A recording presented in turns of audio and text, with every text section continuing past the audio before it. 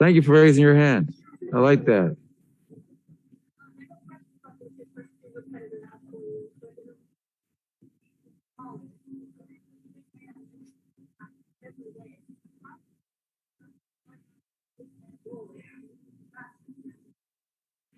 Yeah, I think I go back to my first year coaching Nicola. We were in practice doing ball handling drills, and he had a better handle than a lot of our guards.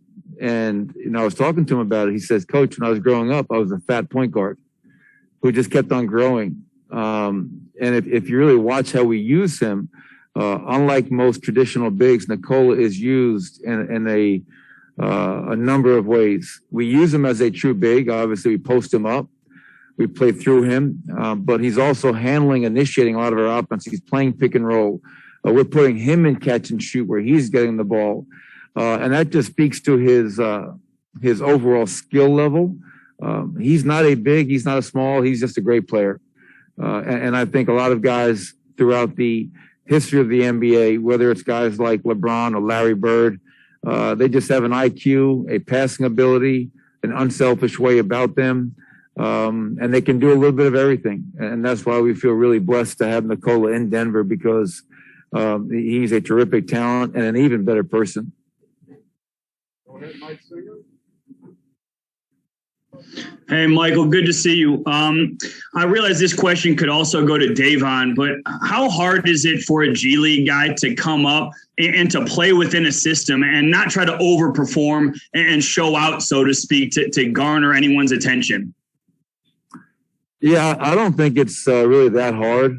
I think, Davon is not a young kid. He's not a fresh out of college. He's been around a little bit. I think what really helped him is that, his time with us this summer, getting to know us, getting to know our system, our terminology, us getting to know him as well, being a part of our training camp in San Diego. So it'd be different if he was a guy that just came in from left field. Who knows what would happen? But I think the time that Davon has spent with us coming into these opportunities has certainly helped him. He's mature, and I think he understands, hey, I'm not being called up to be the man. I'm being called up to fit in and help in any way I can. And he's done that in both of his 10-day contracts. And again, hopefully, there's a way to keep Davon in a Nuggets uniform for a while moving forward. And do you have any update on Monte, Aaron, and Vlatko? I believe are all questionable coming into tonight. Yeah, well, Monte, Vlatko, Aaron are going to join. Monte, Marcus, PJ, Bowl, Michael Porter as all being out. So we have, I think, 8 or 9 guys that are out. So sit back and enjoy the show. Thank you. Go ahead, Chris Marlowe. Hey, Coach. At the start of the season, you said you wanted to have your team shoot 40 or more threes per game. You've done it 9 times so far this season, and the record's pretty good, 6-3. I wonder if you're still bullish on that experiment. Bullish? Oh, no, not to say bullish is the word I would use.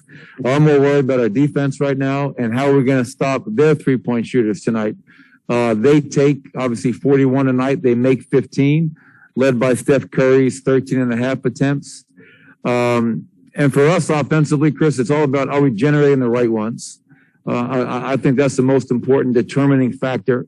Are we coming down and just jacking three-point shots? Those are not the threes that we want.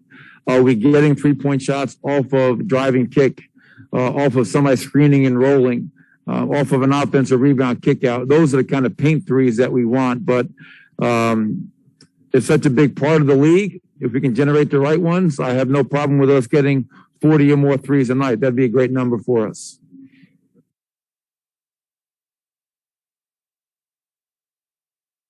Go ahead. I remember my first Zoom. Hey, Coach. The struggles you've described about the rebounding this season, would you attribute that more to like Michael Porter being gone and losing such a prolific rebounder in him, or is it more of a team issue, or where do you identify the problem being there?